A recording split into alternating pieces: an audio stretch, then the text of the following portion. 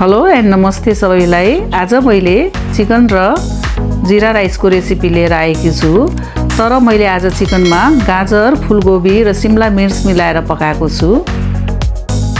हजुरहरूले video हेरिसकेपछि subscribe गर्न नबिर्सिदिनु होला। यो भिडियोलाई मैले भाग गरेर राखेकी छु।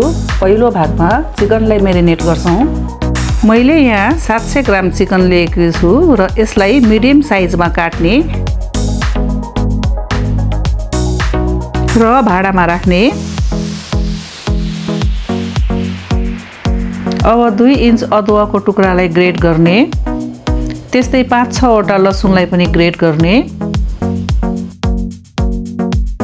र यो ग्रेट गरेको अदुवा र लसुनलाई काटेको चिकनमा राख्ने।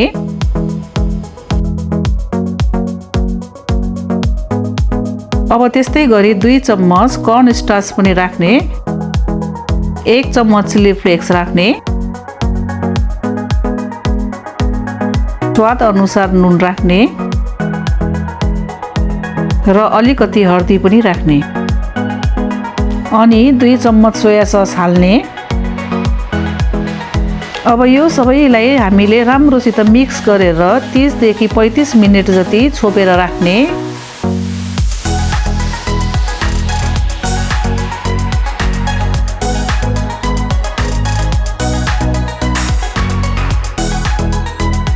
दोस्रो भागमा हामी सब्जीहरू काट्ने छौं। एउटा ठुलो शिमला मिर्च लिने र त्यसलाई बिया निकालेर मिडियम साइजमा काट्ने।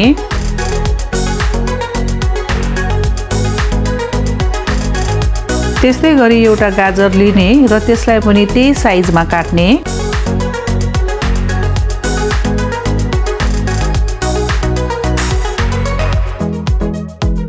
त्यसपछि 2 वटा ठुलो रातो खुर्सानी लिने र त्यसलाई पनि त्यही साइजमा काट्ने।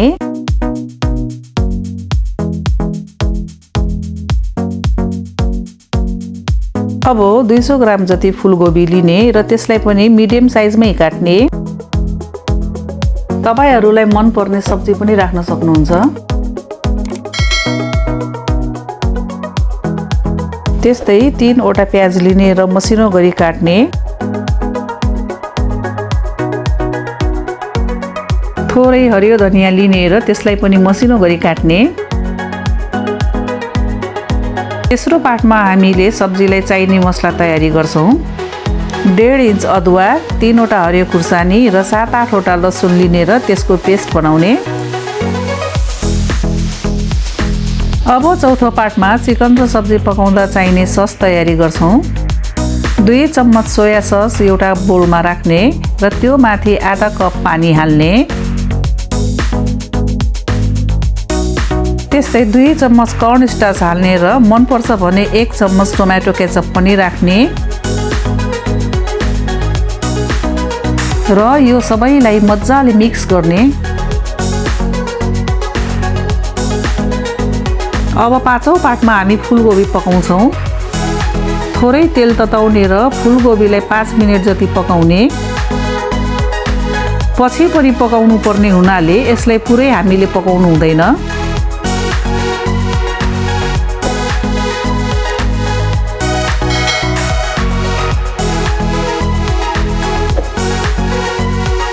अब यो 50% पाकिसकेको छ। यसलाई हामी अलग निकालेर राखौं।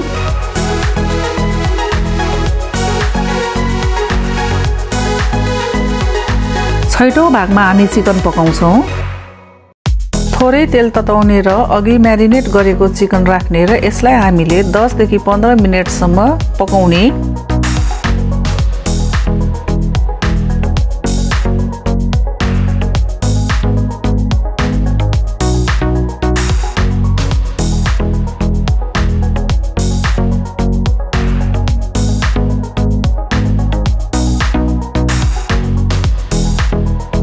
लगभग यतिको भुटिसकेपछि हामीले यसमा 1 चम्मच जिरा धनियाको धुलो मसला हाल्ने। अब यसलाई 1-2 मिनेट जति भुटिसकेपछि हामी निकालौं।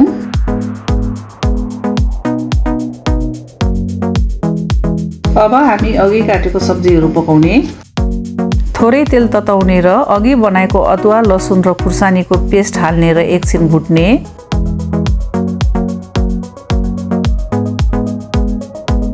त्यसपछि काटेको गाजर हाल्ने र त्यसलाई पनि भुट्ने।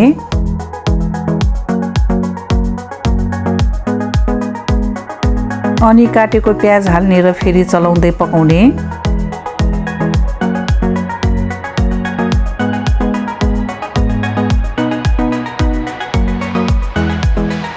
यो माथि काटेको सिमला मिर्च हाल्ने र फेरि एकछिन पकाउने।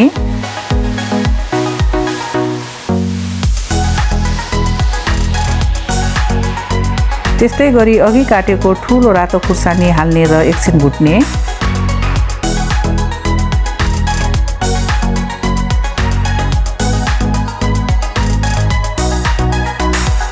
मैले यहाँ अरिग्यानोको सिजनिङ पाउडर हालेको छु, तर यो पाइएन भने नहाल्दा पनि हुन्छ। अब यो सबै सब्जीहरू एकछिन भुट्ने र अब काटेको फुलकोपी हाल्ने र फेरि एकछिन पकाउने।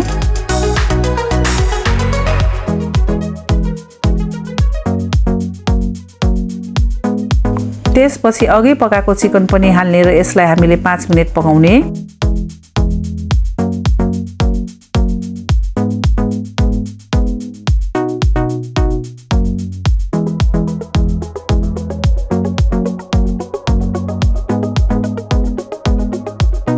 अब पहिले तयार गरिएको सस माथिबाट हाल्ने।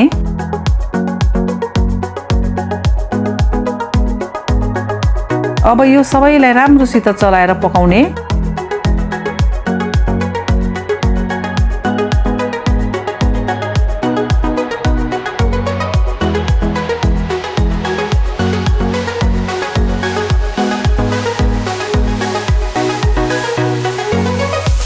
अब यसमा हामीले स्वाद अनुसार नुन हाल्ने। नुन हालिसकेपछि यसलाई चलाउँदै पकाउने। त्यसपछि 1 चम्मच धुलो खुर्सानी राख्ने अनि फेरि भुट्ने।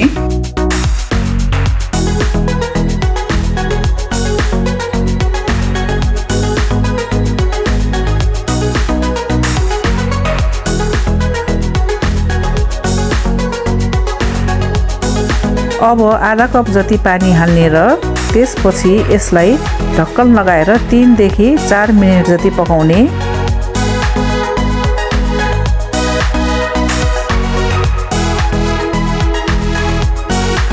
अब यो चिकन तयार भइसकेको छ। यसमाथि हामीले काटेको हरियो धनिया राख्ने।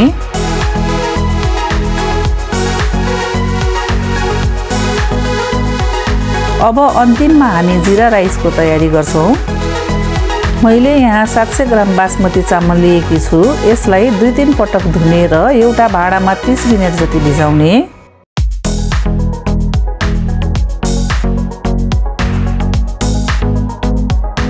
एउटा भाँडामा पानी तताउने र अलिकति गरम मसला हाल्ने।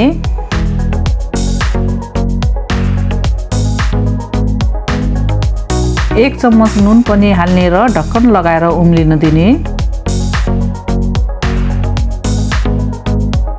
पानी उम्लिसकेपछि माथिबाट बिस्तारै चामल हाल्ने र 75% जति पकाउने।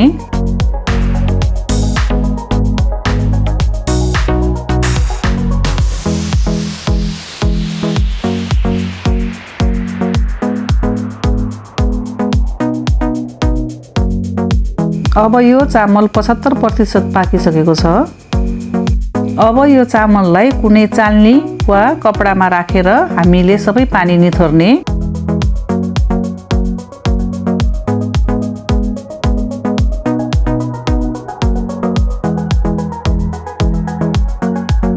त्यसपछि एउटा भाँडामा 3 चम्मच जति घिउ तताउने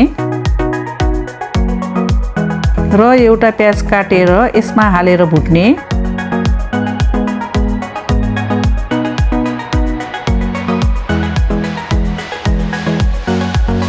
प्याज रातो भएपछि 2 चम्मच जीरा हाल्ने र यसलाई चलाउने। तर हामीले जीरालाई कालो हुन दिनुहुन्न।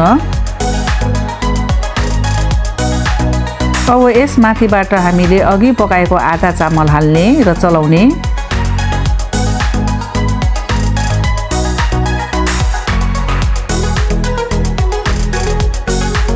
त्यसपछि बाँकी रहेको चामल पनि हाल्ने र फेरि चलाउने।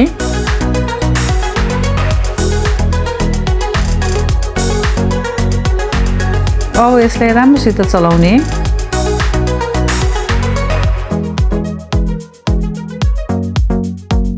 त्यसपछि ढक्कन लगाएर यसलाई हामीले लो फ्लेममा 5 मिनेट पाक्न दिने। ल हेर्नुस् त हाम्रो जीरा राइस पनि तयार भइसकेको छ।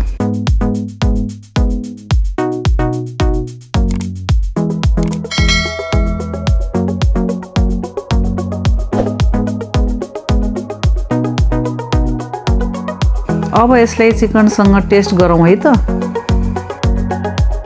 यसलाई हजुरहरूले पनि घरमा सजिलैसित बनाएर खान सक्नुहुन्छ। एक पटक अवश्य ट्राई गर्नु होला।